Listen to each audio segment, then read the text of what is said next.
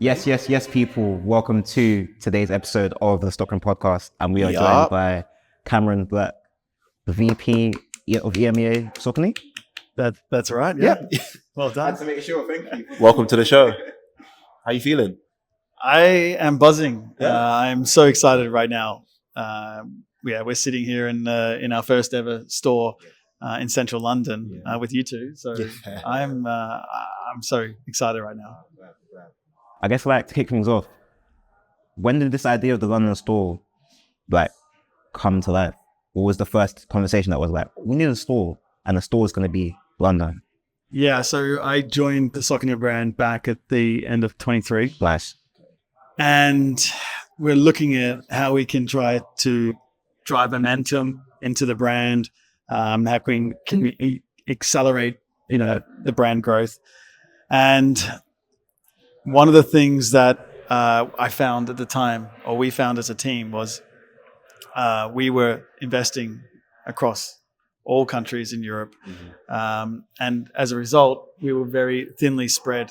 And it's a competitive marketplace that we're in. So how can we make an impact?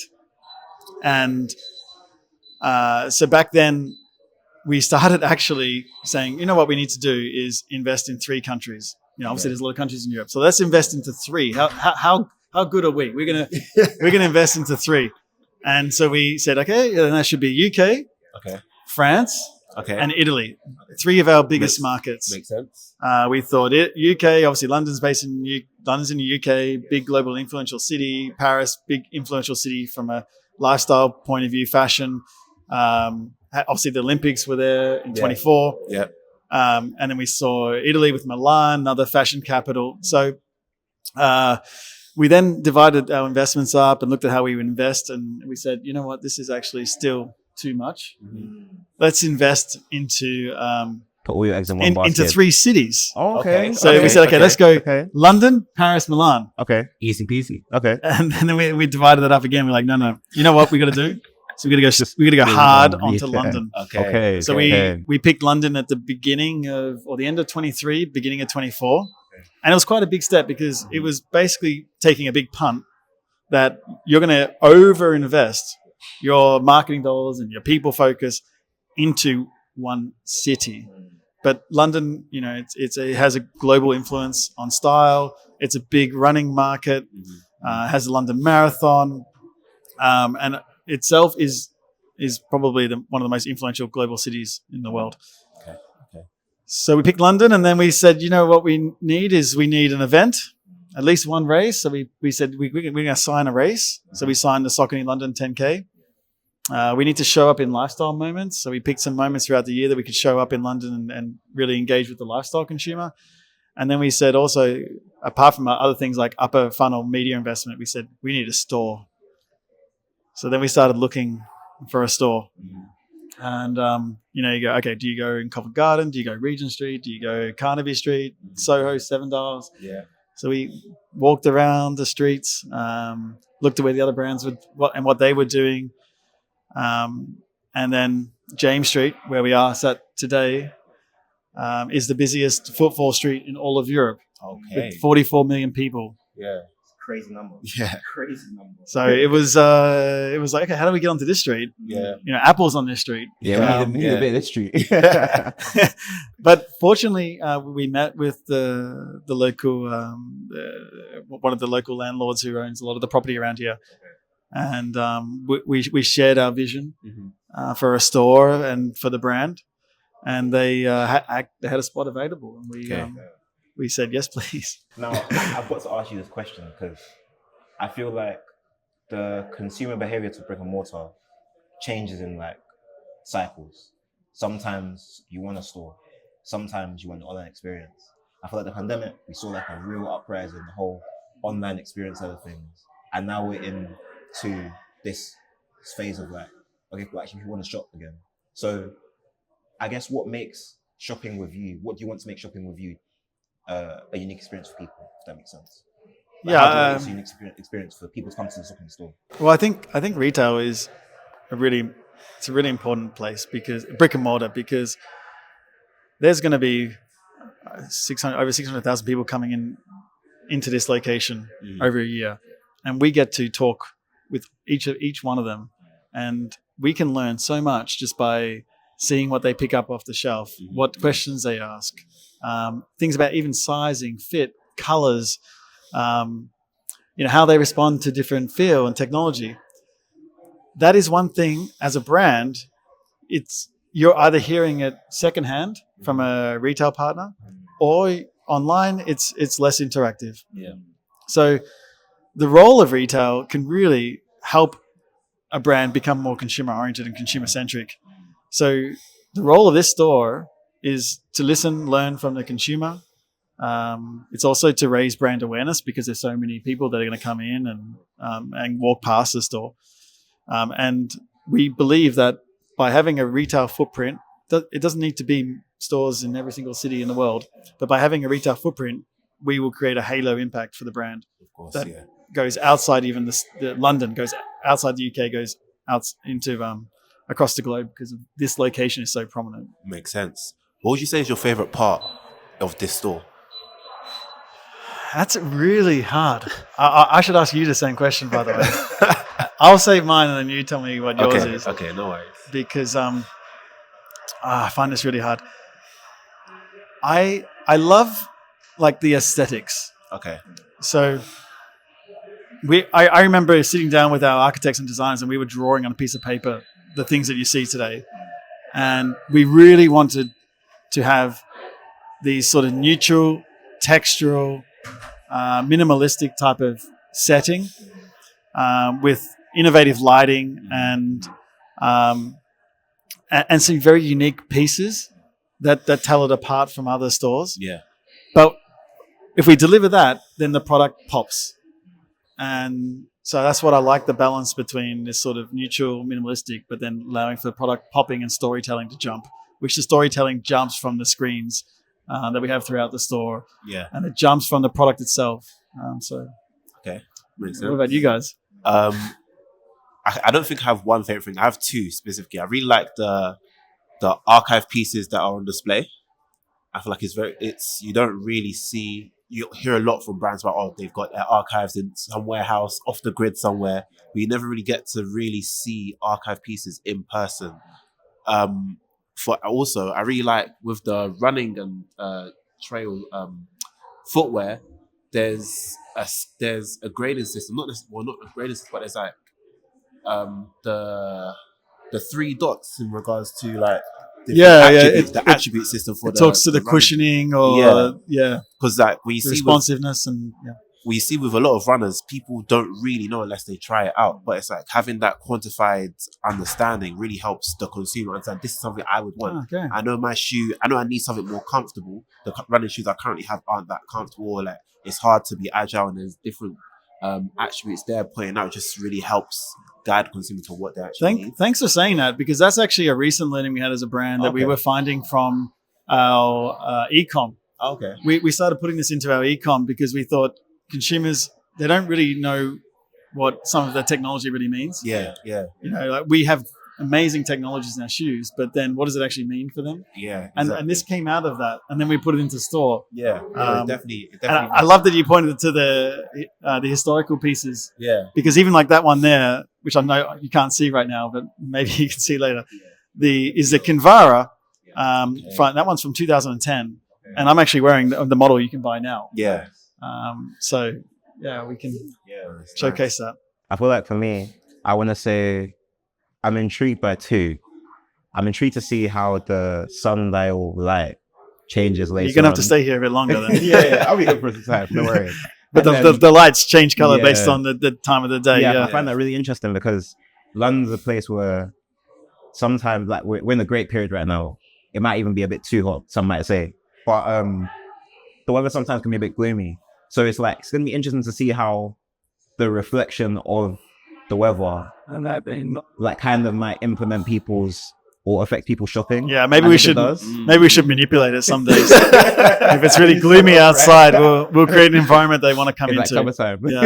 Yeah. But also, I really like the concept aspects of things, like the fact that you thought about the fact that people are going to come to the store for the first time, and you want them to leave with one visual artifact, whether it's like a picture in the camera roll, or picking up a shoe next to a wall, or like a logo, or just some kind of impact that they will be like, oh, I haven't experienced this in the store before. I actually really like the fact that they thought about this. So yeah. I think though when we were putting this store design together and putting a store here, we imagined consumer coming in who's never heard of the brand. Okay. And so then when they come in, they get to discover more. That's why there is some history in here. That's why we wanted to invest onto the screen so you could see the product being worn. You could see some of the storytelling. I think it's a level of humility, though, to admit that like people don't know you, despite the fact that you're such an established and heritage brand. Like you've existed for over 100 years, and to still come to a city and say, "Oh, but there's people that don't know us." It takes a lot of understanding of where you are at and where you want to go, which I respect a lot. Yeah, you don't want to pretend. True. Not only just that, though, it also takes a level of understanding that there's growth within the space to like, let's attract all the new consumers. We know our product is so good that we're not going to lose anyone, but let's gain more. And how can we cater to the people that we want to gain? Yeah, well, one thing we're very proud of our product.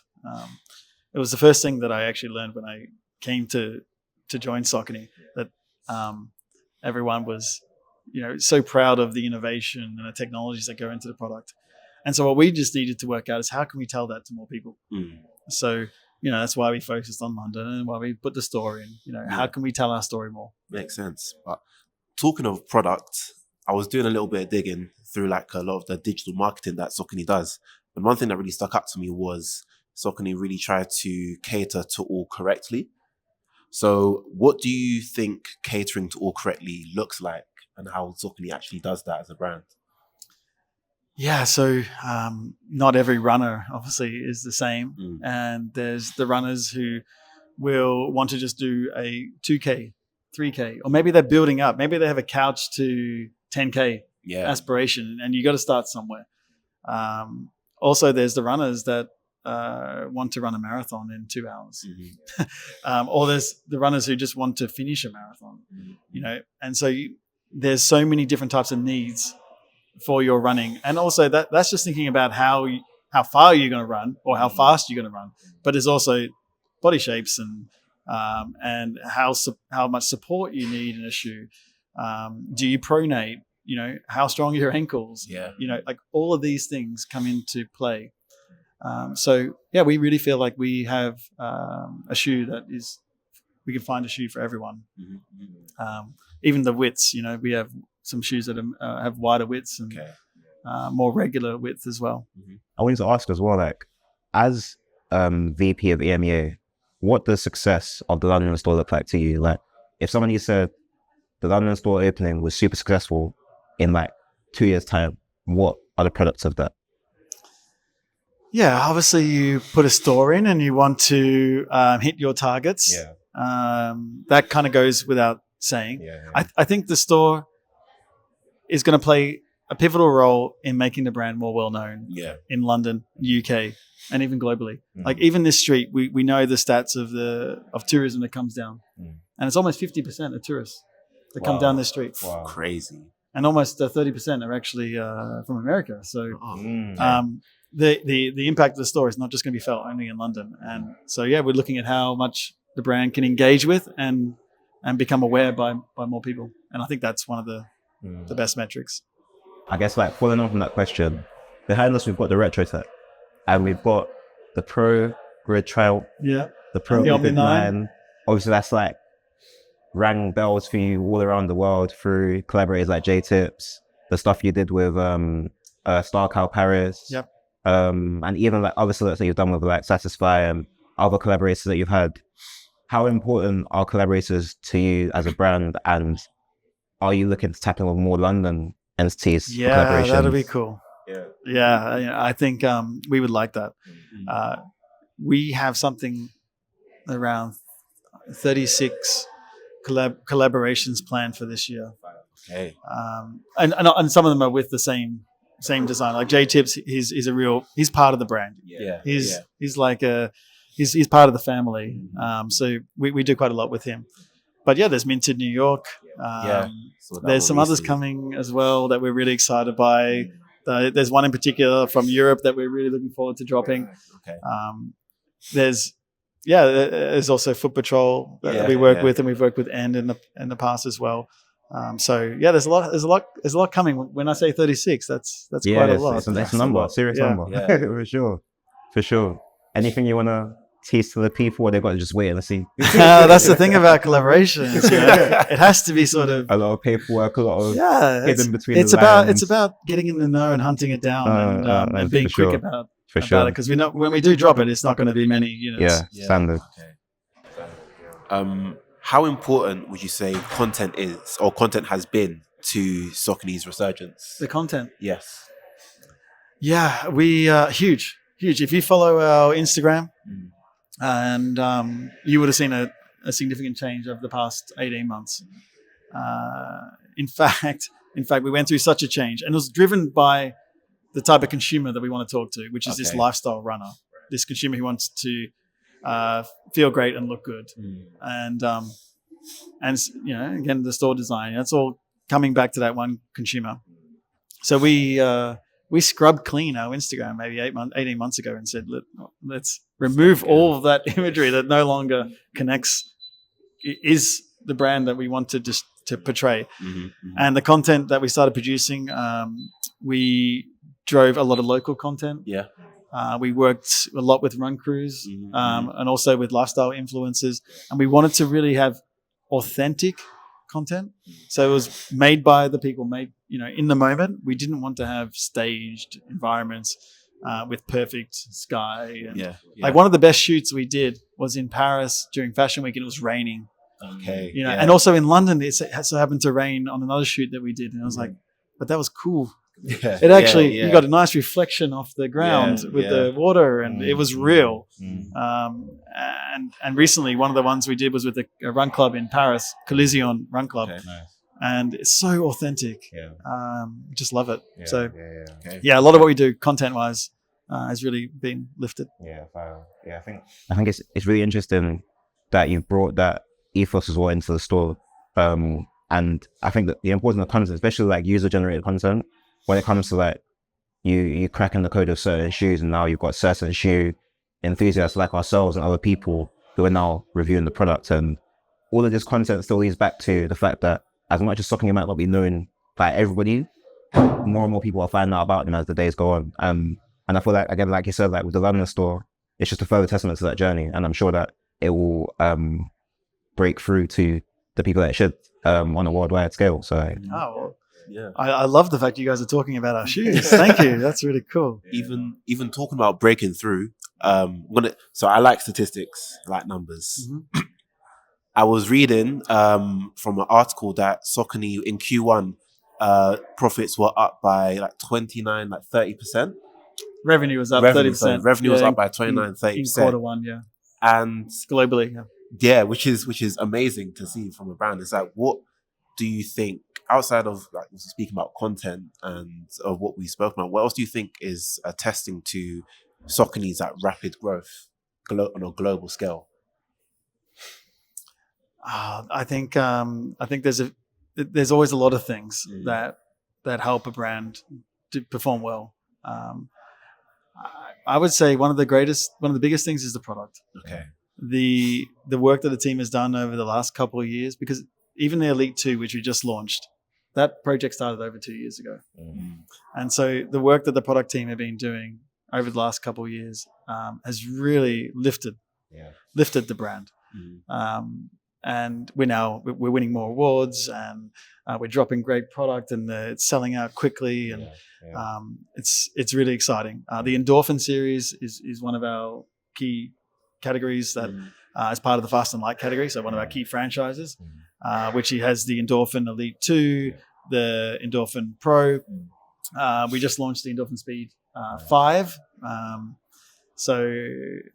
This particular line is really growing significantly, and it's growing particularly with the younger audience as well. Who again, it's a good looking line. It's fast, it's light, it's also accessible to many. that's resonating really well.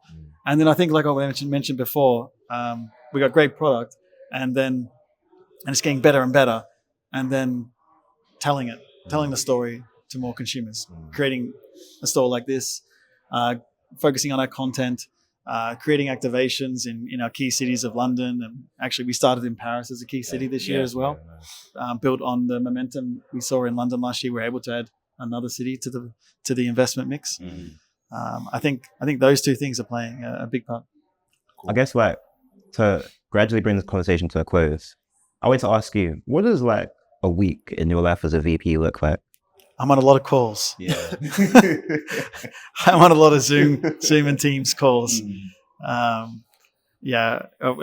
have such a talented team, in global team, European team, and we try to really empower our teams and have a very clear vision of where we want to go, and then have the clear vision and then empower, even to an uncomfortable level. Sometimes. That the team really feel like they are making a difference and making a big contribution, which they are. I guess for me, I try to focus on connecting with the teams, and trying to be supportive with them, which means a lot of contact. So even though I joke, it's a lot of calls, it's because I think that the role of a leader is to make sure you are connecting in as much as you can with everyone in the organization. Definitely. That's that. And you got a question? Oh, I got a couple. Go on. So as Michael said in our introduction, we are the Stockroom. We collected all together based on our love for footwear. What would you say is your favorite Saucony shoe in your collection? It's okay. Yeah, no, I think I know. Well, when it comes to running, it's easy because you sort of find the shoe that you like the most, and it suits you the most, and that's the Endorphin Speed 5. Okay. It just dropped. I've been wearing the 4, so now I'm excited for the 5. Okay, nice. Then on the lifestyle side, it's the Triumph 4. So the Pro Grid Omni, Pro Grid Triumph 4, not Omni. I was getting mixed up. Pro Grid Triumph 4. I just like the slightly higher profile on this shoe. Than the Omni, but each to their own. Fair. And then I guess the last question from me: what's been your favorite project to work on so far during your time at Saucony? Probably the London store that we're just opening now, because it's the first that we ever did as a brand, and we started with a complete white piece of paper. I actually remember sitting with the architects. They came to my house because we were having lots of conversations around design, and he said, "Hey, can I just come over to you and let's have some time alone to just work on something?" So we were literally sketching out the things. There are sketches of his drawings of these cylinder or these tubes, these heritage tubes, and the staircase and the lights that we have upstairs. We are like literally drawing it, and it was so fun. But we incorporated a lot of people into the design process, and the whole thing has just been lifted by every single department in the company. They've all been involved. There's so much detail that goes into a store. So much detail I never really fully appreciated. Until you we were even joking the other day. Hey, has someone even got the soap for the toilet? There are so many little things. Gotta make sure there's toilet paper there too. So like the finer details and the finishing and the plaques that you mentioned that talk about product technology and which shoes we have, the lights, which way they're going to be pointed. There's so much. It was such a team effort, huge company-wide team effort, and it's so good. That's why I'm buzzing. Because today is a day, finally your work life. Yep. It's amazing, man. It's amazing. Okay, so random, not really random, but random. What's your 5K time? It's best time. Yeah. What's your PB? Well, it would definitely be before Strava. Okay. Right? So So but I don't know it anymore. I've forgotten. So I'm only going to give you the post Strava. Okay. It's I think it's 4. 4:11 pace. Okay. So what's that? That's like I think 20, 21 minutes. Yeah, Yeah, 21, just yeah. under 21 Yeah. minutes. Yeah, I'm not that quick. Hey, 4:11 is healthy. We've got so many people that are about 15 minutes. So When my friend did his first 15-minute 5K, I was like, yeah, me and you can't talk about running anymore. You're in a different mood. there's all different levels of running. Yeah. So talk about different levels. Today is going to be my first 5K Oh, great. in my life ever. So you're running the Beat the Bus. Yeah. Awesome. I'm not a runner. I'm in the gym and that's all I do. Did I know what you have to do today? You have to beat a double-decker bus. I didn't know how to beat the bus. So I was just Yeah. going to run with the bus. No, you got to beat But- it. It's a fully branded Saucony bus, double-decker, going Gonna have from to beat. Hyde Park to the store. I'm going to beat the bus. But with someone who's never ran before, what footwear would you recommend them to, or what pair of shoes? would you Something recommend? comfortable. Okay. Yeah, something with a bit of cushioning. Okay. Yeah. So I'd probably recommend the Triumph. If you don't, do you know if you pronate or not? I don't know. Well, I think the Triumph's a good shoe. Okay. We just launched a new one. So Cool. yeah, maybe give that one a go. Cool. Thank you very much. We'll see if I beat the bus. Yeah, good luck. Don't go too fast too early. That's always the issue. Save your energy to the last K, Yeah. and then really go. Well, it's also hot, so Very hot. yeah. But Cameron, thank you for your time today. Thank you very much, honestly. We Thanks, appreciate the guys. conversation and the insight. And yeah, people, we'll see you in the next episode when that is. Until Yeah. then, take it easy. See ya.